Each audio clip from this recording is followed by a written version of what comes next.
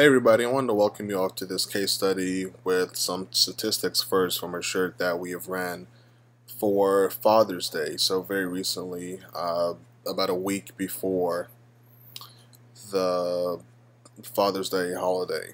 And so it is the world's greatest fart routine. I'll click into that in a moment. But we did about 778 sales on that, grossing $15,000. And I'll go ahead and break down all of the ads and our targeting and then the mindset behind that targeting so that you guys can go ahead and begin to implement some of the things that I did. I'm also going to show you guys the research method and how I found this particular shirt. Alright everybody, so this is the shirt itself. This is a very plain, as plain as it gets, white on black shirt that sold 778 units and brought in about $15,000 in sales for us about a week before the Father's Day event. I mean, really, the design doesn't get any less complex than this. White text on a black shirt is not something that you see selling often, but it's oftentimes the simple things that tend to sell a lot. And so my market for this wasn't really anybody in specific. I kind of wanted to target everybody that I possibly could, and we did that in a few cool ways. But before I get into that, let me go ahead and show you guys the research method for this shirt. Now, we're on Pinterest as it is loading incredibly slowly. And the only thing that I did about a week and a half before Father's Day is that I came up into the search box and then I just clicked into it. And then Pinterest presented me with a variety of options that were trending on Pinterest. And so trending on Pinterest is a really phenomenal way to kind of see what people are looking for now, what they will be looking for in the very near future. It's essentially Google Trends, but this is Google Trends tailored to a market that is pretty intent on spending some sort of money. And so when the ad came up, I believe it was Father's Day gift was the quote or was the line that was trending on Pinterest, and it gave me kind of good indication that people were looking for last minute gifts and last minute whatever for their fathers. Now oftentimes a very blank shirt that says world's greatest farter isn't gonna do just phenomenal numbers like it did that past week if the holiday is not right around the corner, or if your targeting is not really just spot on. And so as Pinterest loads, we can kind of see some of the examples of Father's Day gift, things that people were promoting and things that would come up when searching for a gift for Father's Day. And now the same way that we do the research for the necklaces and the research for whatever else we would happen to be selling, whatever else we want to determine is kind of an interest area, we did that for the fathers. So not just stopping at Father's Day gift, I would click into Father's Day quotes, Father's Day funny quotes, and then Father's Day posters, things of that nature, very adjacent areas that would also elicit a good response and things that could be kind of transformed into a t-shirt format. And so the phrase that we landed on was the world's greatest farter, I mean father, right? And it's kind of a funny joke, like a ha-ha. I know a lot of people enjoy it, and so that's really what we wanted to put on the shirt. Now, we weren't expecting this to take off, even though it did have a lot of great social engagement and social proof on Pinterest, because the shirt really isn't something that is just phenomenally targeted down to a specific audience.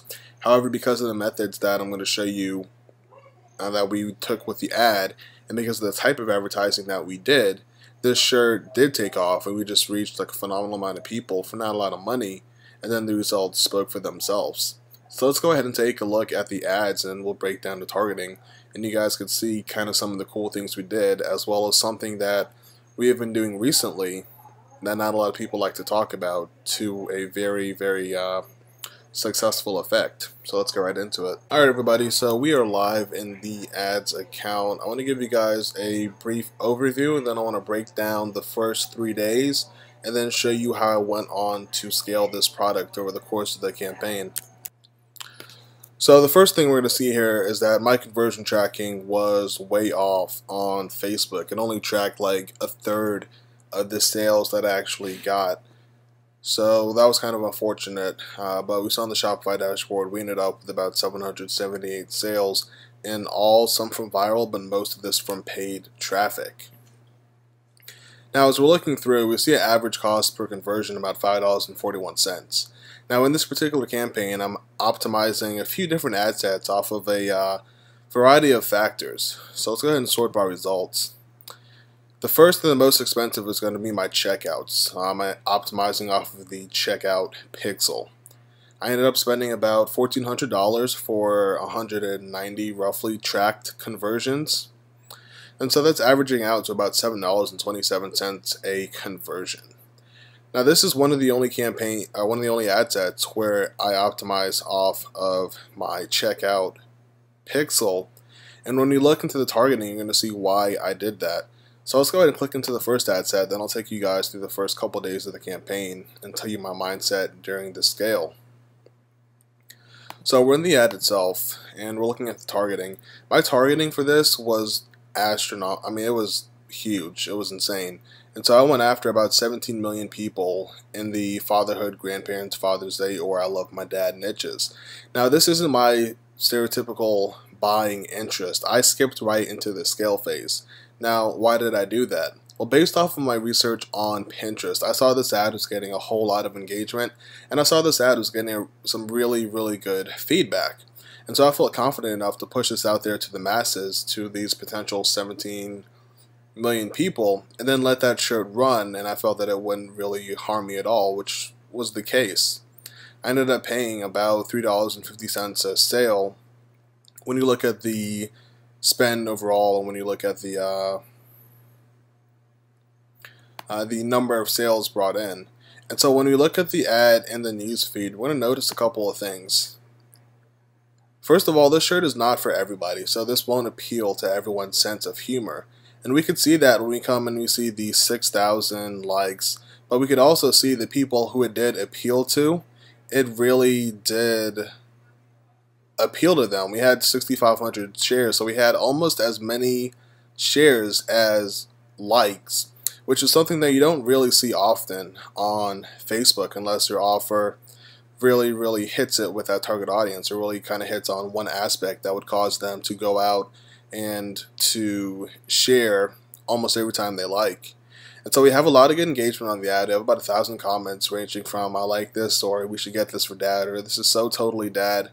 And so while this shirt isn't for everybody, this shirt definitely did appeal to a certain few, and those were more than enough to make up for the sales. And so the mindset moving into this ad was to reach as many people as humanly possible, and then let that viral nature and kind of let that viral effect take hold and produce sales for me on the back end, which is exactly what happened.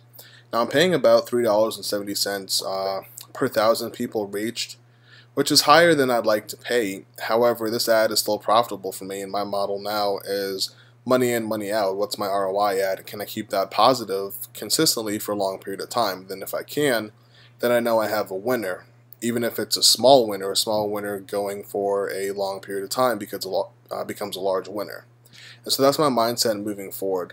Now, determining the interest, you see that I still kept to the basics. I grouped my interests together and I split out by my age ranges, because not all of these age ranges are going to perform the same for me. Let's go ahead and take a look at some of the other age ranges that we have going on. So I had a 21 to 35 mobile and 21 to 35 desktop. Right off the bat, we see that the desktop did not perform as well as the mobile. And so you see it's costing me here what I believe to be about $10 a sale. Now, while I'm still in the ROI for this, and while I'm still positive in my ROI, I did decide to kill this ad fairly quickly so that I could focus on scaling this up rapidly. Now the targeting is the same. Targeting is the fatherhood, the grandparent, Father's Day, or I love my dad. But you see my estimated reach for this particular month was low. It's only about 2 million people. And because of that, I'm not really competing for like the bulk of the traffic, for the bulk of my market. And so I'm paying about $6 OCPM, which is very high.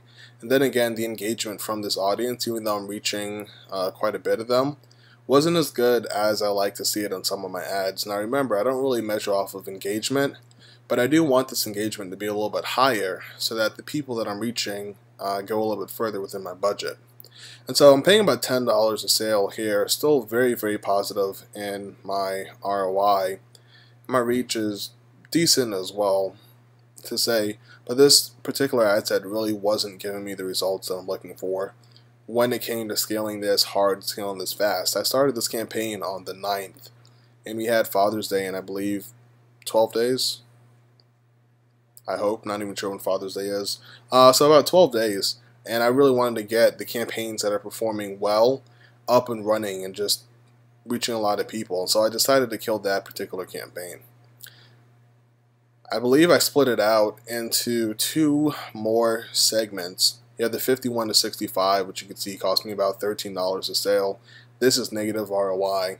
And then the 36 to 50, which was also on desktop really, really negative ROI. And then the 51 to 65 did almost nothing for me on the mobile, while it did 2 sales for me on the desktop, still being negative. And so these are the campaigns that I kind of decided to edge out right away. And so the bulk of my market pretty quickly was determined by me doing 21 to 35, then me doing the 36 to 50, which I let run a little bit longer. By the end of the campaign, I had 2 to 3 ad sets running, and that's the top 3 you see here. The 21 to 35, the US mobile, and the US desktop feed. And those are really the ones that did bring in a phenomenal amount of sales for me.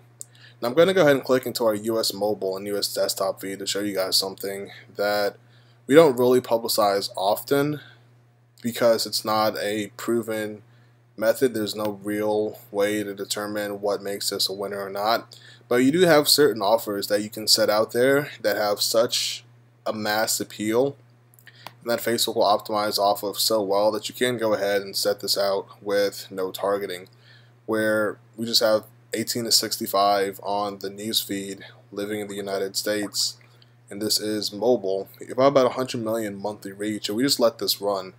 Now conversions here, it's very important that I optimize off of something other than the cart pixel or than the checkout pixel. So for this, I optimized off of my add to cart, and I tracked add to cart and checkout. Now in this campaign, if I was strictly optimizing off of the checkout pixel, if I just wanted to optimize off of buyers, I would have a lot less data to work with, and Facebook would not be nearly as efficient optimizing for people that show buying interest for this product. And so when my audience is this large, I'm at 100 million people, I decided to optimize off of the add to cart pixel. The reason being is because I want people with buying intent and with buying interest to come to my store as fast as humanly possible. And for that to happen, Facebook needs to have a certain amount of data that they can determine that user X is more likely to respond to this kind of offer. And for that, I needed more pixel hits, which is why I went add to cart instead of just normal checkout, normal sale. Again, we're going to look here. You see my click-through rate's not the best. Like I said, this offer is not a very tailored offer. But the people that it does react with, the people who do react to this post and who do engage with it, they're really engaged. Like, they're liking, they're sharing, they're commenting.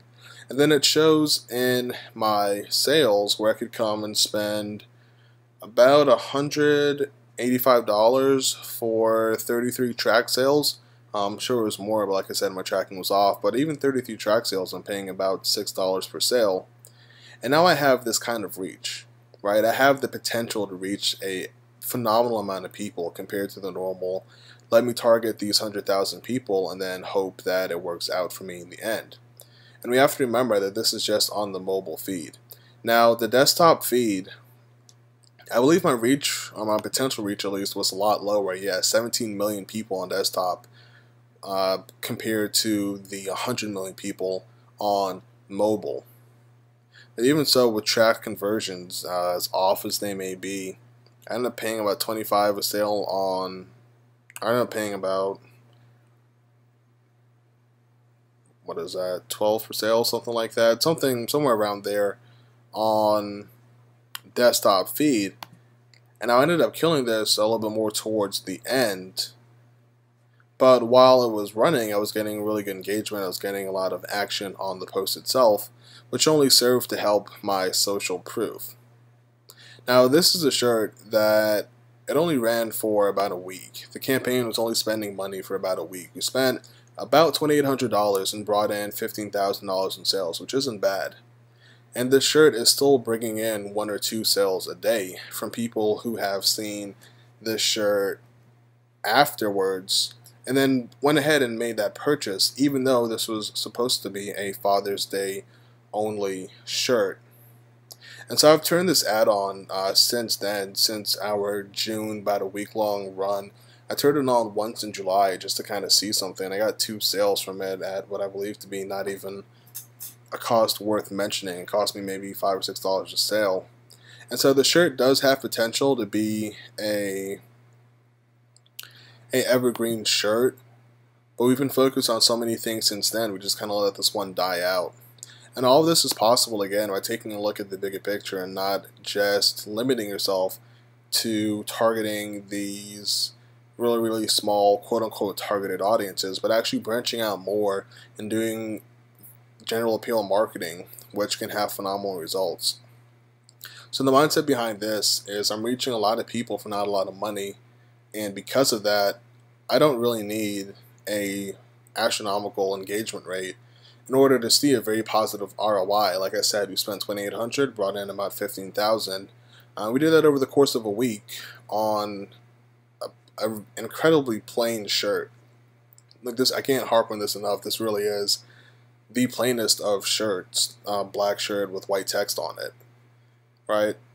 And so this is kind of the end of the case study. This is an example of Facebook ads in set theory, where we could go off and we could target 100 million people and only be paying a couple dollars a sale, and then have the availability to let this ad run for an extended period of time, and then not really worry about your ROI on the back end, or not really worry about what's happening with your audience, whether it's going to die out or not, because now Facebook has all of this room to work with. You have about 100 million people to work with on mobile alone. And I mean, the campaign really does just kind of take off when you take into account your availability to advertise to all of these users. So I hope this case study has been informative, and I hope you guys do pick up some good tips from it. If you have any questions about this particular campaign that you want me to answer, go ahead and leave me a message or a tag in the Facebook group, and then I can get to answering those questions as they come in.